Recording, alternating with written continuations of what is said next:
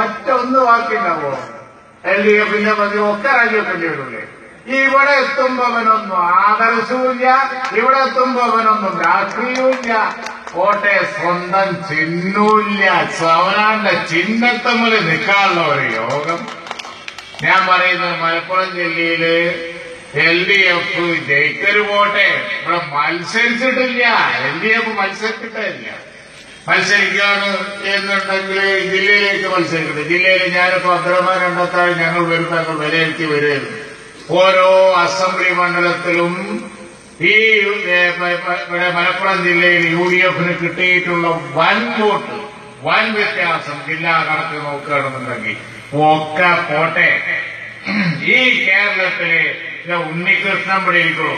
ഐക്യകണ്ഠേന തെരഞ്ഞെടുക്കാൻ ഭാഗ്യമുള്ള ഒരു ജില്ല, അതിന് കരുത്തുള്ള ഒരു പാർട്ടി, അതിനകത്തുള്ള ഒരു മുന്നണി ജില്ലയിലെ പ്രസിഡന്റിന് ഐക്യകണ്ഠേന തന്നെയാണില്ലേ? എതിർക്കാൻ ആളുണ്ടെങ്കിലല്ലേ എതിർക്കുക? ഇല്ല. എന്നിട്ട് ഊക്കുമ്പോ ഒക്കെ പറഞ്ഞ് നടക്കുകയാണ്. ഞങ്ങൾ എവിടെ ജയിക്കും? ആ ജയങ്ങളൊക്കെ ഓരോ സ്ഥലത്ത് ഓരോ വാർഡില് ഓരോ ജാതി ഇത്തരം പ്രശ്നങ്ങൾ ഉണ്ടാക്കി ആ രീതിയിൽ നേടിയ ചില്ലറ ജയ. ഞാൻ പറഞ്ഞില്ല, ഒരു 6 മാസത്തിന്റെ ഉള്ളിൽ ഇത് വേണ്ടില്ലായിരുന്നു എന്നാണ് ഇത് മുന്നണിക്ക് എന്താ തോന്നുന്നു.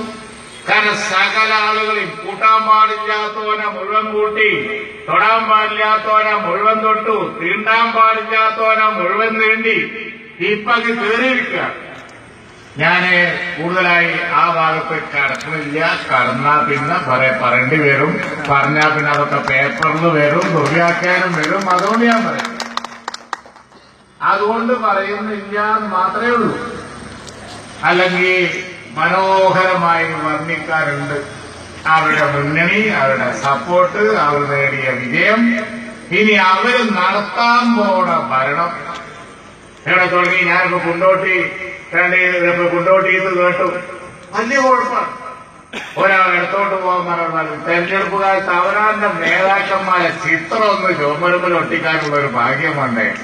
അതുപോലും അവരാന്റെ ചിഹ്നം. ഇത് ഈ മാർക്സിസ്റ്റുകാർക്ക് ഇടതുമുന്നണിക്കാർക്കും ഇങ്ങനത്തെ ഒരു സ്ഥിതി വന്നല്ലോ. പഴയ കാലത്താണെന്നുണ്ടെങ്കിൽ അവർക്ക് വരൂല ഇങ്ങനത്തെ ഒന്നും. ഇത് അവർക്കും വന്നല്ലോ ഇങ്ങനത്തെ ഒരു സ്ഥിതി. അവരുടെ നേതാക്കന്മാരെ ചിഹ്നൊട്ടിക്കാനുള്ള ഭാഗ്യമില്ല, അവരുടെ ചിഹ്നത്തില്ല. എന്താ പറയാ, അവരുടെ ചിഹ്നമില്ല.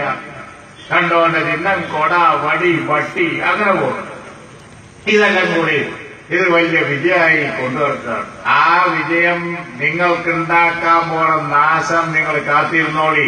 അസംബ്ലി തെരഞ്ഞെടുപ്പിൽ ഞങ്ങൾ ഇത് നന്നായി ഉപയോഗിക്കും. ഞങ്ങളിത് പുറത്തു കൊണ്ടുവരും. അതെന്തായാലും പറയുന്നു. അതുകൊണ്ട് ഇപ്പോൾ എൻഡിക്കോട് പഞ്ചായത്തില് നിങ്ങള് ഇവിടെ അവനാന്റതായി നേടിയ ഈ വിജയത്തെ ഞാൻ അങ്ങേയറ്റം അഭിനന്ദിക്കുകയാണ്. ഇത് കുട്ടികളുള്ള കുട്ടികൾക്ക് പറഞ്ഞിട്ടുള്ള പണിയാണ്. യാതൊരു ഞാൻ മത്സരത്തിന് മുമ്പ് അതുപോലെ തന്നെ ഇവിടുത്തെ പഞ്ചായത്ത് ലീഗിന്റെ ഭാരവാഹികളോടൊക്കെ പറയുന്നത് എനിക്കോ ചെറിയ സംശയം എവിടെ എത്തുകയെന്നുള്ളത്. പക്ഷേ എത്തേണ്ടയോട് എത്തിച്ചതിന് ഞാൻ നിങ്ങളെ അഭിനന്ദിക്കുകയാണ്. വളരെയധികം നന്നായി. അതിനോടൊക്കെ ഞാൻ പറഞ്ഞതാണ്.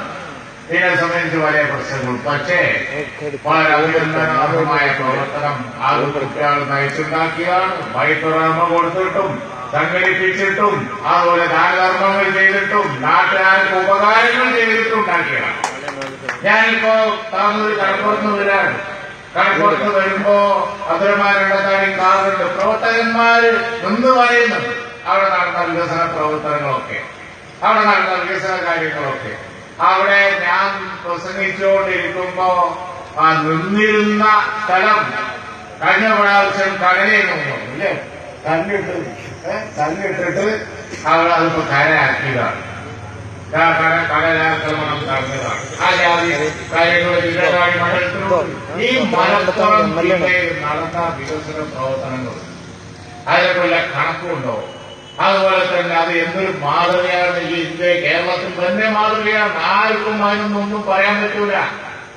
ഇവിടെ ചില മുന്നണി പ്രശ്നങ്ങളും അതുപോലെ തന്നെ ഇവിടെ ചില സാമ്പാറും അതുപോലെ തന്നെ ഇവിടെ ചില അത്തരം പരിപാടികളൊക്കെ ഉണ്ടാക്കി ഏതാനും വാർഡുകൾ അങ്ങോട്ടും ഇങ്ങോട്ടും ആക്കാൻ കഴിഞ്ഞത് വലിയ വിജയമായി ആരും കൊണ്ടുനടക്കണ്ട.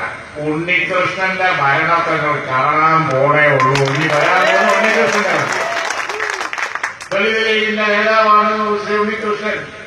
ദളിത് ലീഗ് എന്ന് പറഞ്ഞാൽ നമുക്കറിയാം നാനാ ജാതി മതസ്ഥരും അണിനിരന്നൊരു സംഘടനയാണ്. ദളിത് ലീഗ് എന്ന് പറഞ്ഞാൽ ഇന്ത്യ മുഴുവൻ വളരാൻ സാധ്യതയുള്ള ഒരു വിങ്ങാണ് മുസ്ലിം ലീഗിന്റെ ദളിത് ലീഗ്. നമുക്കറിയാലോ ഇപ്പോ ബീഹാറിൽ ജയിച്ചു. ബീഹാറിൽ ജയിച്ചതാരാണ്? ദളിത് ലീഗാണ്, ദളിതരുടെ പാർട്ടിയാണ്. അവിടെ ലാലു ഉണ്ടാവട്ടെ അല്ലെങ്കിൽ നിതീഷ് ഉണ്ടാവട്ടെ ബാക്കിയുള്ളവരാവട്ടെ അവിടെ മുസ്ലിങ്ങളും അതുപോലെ തന്നെ അവിടെയുള്ള ദളിതരും പീഡിതരും മൈനോറിറ്റീസും ബാക്കിയുള്ളവരും അതുപോലെ തന്നെ പല രീതിയിലുള്ള നാനാ ജാതി മതസ്ഥരും അണിനിരന്നുകൊണ്ട് വർഗീയതക്കും ഫാസിസത്തിനും എതിരായി നടത്തിയ പോരാട്ടമാണ് ബീഹാറിൽ കണ്ടത്. ബീഹാറിലുണ്ടായ ഇന്ത്യൻ നാഷണൽ കോൺഗ്രസ് ഉണ്ട്. അവരെല്ലാവരും കൂടി ഒന്നിച്ചു നിന്നിട്ട് നടത്തിയ ആ പോരാട്ടത്തിൽ ദളിതർക്ക് അതുപോലെ തന്നെ പിന്നോക്കക്കാർക്ക് അവസരങ്ങൾക്ക് വലിയ വിജയമുണ്ടായി. അപ്പോ ഇന്ന് മലപ്പുറം ജില്ലയിലെ ഭരണാധികാരി ഇന്ത്യൻ യൂണിയൻ മുസ്ലിം ലീഗിന്റെ അതുപോലെ തന്നെ അതിന്റെ അവിഭാജ്യ ഘടകമായ ദളിത് ലീഗിന്റെ സംസ്ഥാന സെക്രട്ടറിയായ ശ്രീ ഉണ്ണികൃഷ്ണനാണ് ഇന്ന് മലപ്പുറം ജില്ലയുടെ ഭരണാധികാരി. അത് മനസ്സിലാക്കണം. ഇനി ഭാവിയിലേക്കുള്ള രാഷ്ട്രീയ ചൂണ്ടുപലക കൂടിയാണ്. മുസ്ലിം ലീഗിൽ എല്ലാവരും അണിനിരന്നുകൊണ്ടിരിക്കുകയാണിപ്പോ. മുസ്ലിം ലീഗിൽ നാനാ ജാതി മതസ്ഥർക്ക് വിശ്വാസമുണ്ട്. കാരണം ഇവിടെ ബിജെപിയുടെ ഒരു രാഷ്ട്രീയമാണ് വരുന്നത്. ബിജെപിയുടെ രാഷ്ട്രീയമാണ് നഖശിഖാന്തം. അത് നമ്മൾ എതിർക്കേണ്ടതുണ്ട്. കാരണം ബിജെപിയുടെ രാഷ്ട്രീയം എന്ന് പറഞ്ഞാൽ നാനാത്വത്തിന്റെ ഏകത്വം ദർശിക്കുന്ന ഇന്ത്യ രാജ്യത്ത് അതിനെല്ലാതാക്കി സവർണ മേധാവിത്വം ഫാസിസം കൊണ്ടാനുള്ള പരിപാടിയാണ്. അതിനെ നമുക്ക് എതിർക്കേണ്ടതുണ്ട്. അത് എതിർക്കാൻ ഇവിടെ ഇടതുപക്ഷത്തിന് ശക്തിയില്ല എങ്കിൽ ശക്തിയുള്ള നിര ഇവിടെ വളർന്നു വരും എന്നുള്ള കാര്യത്തിൽ അവർക്ക് വലിയ പേടിയാണ്. ഈ പഞ്ചായത്ത് തെരഞ്ഞെടുപ്പൊക്കെ കുറച്ച് പ്രശ്നമൊക്കെ ഉണ്ടായി എന്നുള്ളത് ശരിയാണ്. പക്ഷെ നിലപാടുകളിൽ പലതും ശരിയല്ല. നിലപാടുകളിൽ പലതും ന്യൂനപക്ഷങ്ങളുടെ പല കാര്യങ്ങളും വരുമ്പോ അവർ പ്രശ്നമുണ്ടാക്കുകയാണെങ്കിൽ 5 കൊല്ലം നമ്മൾ കണ്ടതാണല്ലോ. നമ്മളെ പോർന്ന വഴിയെ അങ്ങനെയുള്ള പലതും ഉണ്ടായിരുന്നു. ഞാൻ ആ വക രാഷ്ട്രീയത്തിലേക്ക് ഇപ്പൊ കടക്കുന്നില്ല. പക്ഷെ ഒരു കാര്യം തീർച്ചയാണ്, ഇന്ത്യ രാജ്യത്ത് മതേതര ശക്തികളുടെ കൂട്ടായ്മക്ക്, പിന്നോക്ക ന്യൂനപക്ഷ ജനവിഭാഗങ്ങളുടെ കൂട്ടായ്മക്ക് അത് ശക്തിപ്പെടുത്താൻ വേണ്ടി മുസ്ലിം ലീഗ് രംഗത്തുണ്ടാവും. മുസ്ലിം ലീഗ് ആവുന്നതൊക്കെ ചെയ്യും. അതിന്റെ ഏറ്റവും വലിയൊരു വിങ്ങാണ് ഇന്ത്യ രാജ്യത്ത് തന്നെ വളർന്നു വരാൻ സാധ്യതയുള്ള വിങ്ങാണ് ദളിത് ലീഗ്. ആ ദളിത് ലീഗിന്റെ പ്രതിനിധിയാകുന്ന മലപ്പുറം ജില്ലയുടെ പ്രസിഡന്റ് അത് ലോകം ശ്രദ്ധിച്ചിട്ടുണ്ട്, ഇന്ത്യ രാജ്യം ശ്രദ്ധിച്ചിട്ടുണ്ട്, കേരളം പ്രത്യേകിച്ച് ശ്രദ്ധിച്ചിട്ടുണ്ട്. മുസ്ലിം ലീഗിൽ വിഭാഗീയത വർഗീയത പറയുന്നവര് മനസ്സിലാക്കേണ്ടത് ബീഹാറിലൊക്കെയുള്ള കൂട്ടായ്മ പോലെ തന്നെയുള്ള ഒരു കൂട്ടായ്മയാണ് നമ്മൾ കേരളത്തിൽ ഉണ്ടാക്കിയത്. അതിൽ ജനങ്ങൾക്ക് വിശ്വാസമുണ്ട്. ജനങ്ങൾക്ക് അതിൽ വിശ്വാസമുണ്ട്. ജനങ്ങൾ ഇവിടുത്തെ മാതൃകയും ഇവിടുത്തെ ജീവകാരുണ്യ പ്രവർത്തനങ്ങളൊക്കെ അങ്ങേയറ്റം വിലമതിക്കുന്നു. അതാണ് 32 ജില്ലാ സീറ്റിൽ 27 ഇവിടെ നമ്മൾ ചെയ്യും.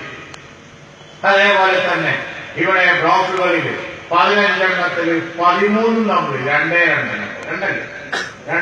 നമ്പർ. അതിന്റെ മലപ്പുറത്തും വേങ്ങരയൊന്നും പ്രതിപക്ഷേ ഇല്ല, പ്രതിപക്ഷം തന്നെ ഇല്ല.